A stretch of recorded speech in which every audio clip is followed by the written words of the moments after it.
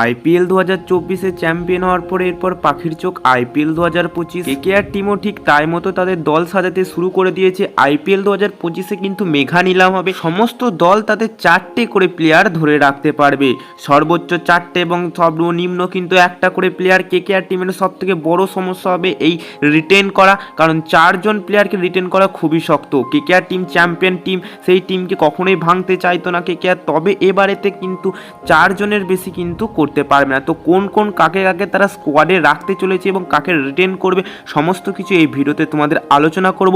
ভিডিওটি সম্পূর্ণ দেখো, চ্যানেলে নতুন হলে চ্যানেলটিকে সাবস্ক্রাইব করে দেবে।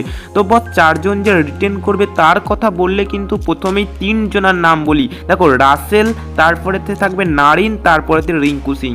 এই 3 জন কলকাতা অবশ্যই রিটেন করবে। হ্যাঁ বস, এই 3 জনকে কখনোই ছাড়তে চাইবে না কলকাতার টিম, তাদেরকে অবশ্যই তারা রিটেন করবে। এরপরেতে বাকি যেসব প্লেয়ার তাদেরকে রিলিজ করবে এবং আর একজন প্লেয়ার কাকে রিটেন করবে সেটা নিয়ে একটু সমস্যা চলছে, সেটা নিয়ে আলোচনা করার পরেই কিন্তু তারা সেটা ডিসিশন নেবে এবং এরপর কাকে কাকে টার্গেট করবে, অর্থাৎ কাকে কাকে স্কোয়াডে কিন্তু অবশ্যই 3 জনাকে রিটেন করবে, তাদের নাম বলেছি। এরপরেতে 15 জনাকার নাম তোমাদেরকে পরপর জানাচ্ছি। তো প্রথমেই কিন্তু রোহিত শর্মাকে অবশ্যই কিন্তু জলে রাখবে। রোহিত শর্মা মুম্বাই ইন্ডিয়ান্স ছাড়লেই তাকে টার্গেট করবে। 2 নম্বরেতে ফিল সল্টকে অবশ্যই কলকাতা আবার নেবে এবং 3 নম্বরেতে থাকবে যে গুরবাজ। হ্যাঁ বস, এই ফিল সল্ট ও গুরবাজ কিন্তু উইকেট কিপার ব্যাটসম্যান হিসাবে কলকাতা টিমে অবশ্যই থাকবে। 4 নম্বরেতে শ্রেয়াস আয়ার থাকবে, শ্রেয়াস আয়ারকে অবশ্যই টার্গেট হবে। 5 নম্বরেতে ভেস্কোটেস আয়ার কিন্তু অবশ্যই দলে থাকবে।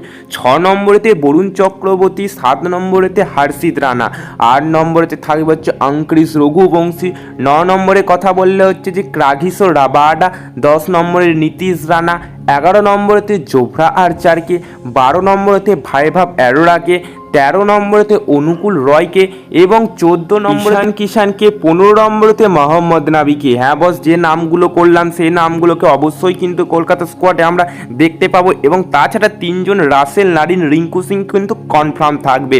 তো বস, এই ছিল কলকাতা টিমের এক শক্তিশালী ভয়ঙ্কর স্কোয়াড। তোমাদের মতে আর কাকে যোগ করা উচিত বা কাকে বাদ দেওয়া উচিত সেটা নিচে কমেন্ট করে লিখে অবশ্যই জানাবে। ভিডিওটি ভালো লাগলে অবশ্যই একটি লাইক ও চ্যানেলটিকে সাবস্ক্রাইব করে দেবে। দেখা হচ্ছে পরবর্তী ভিডিওতে নতুন কোনো টপিকের সাথে।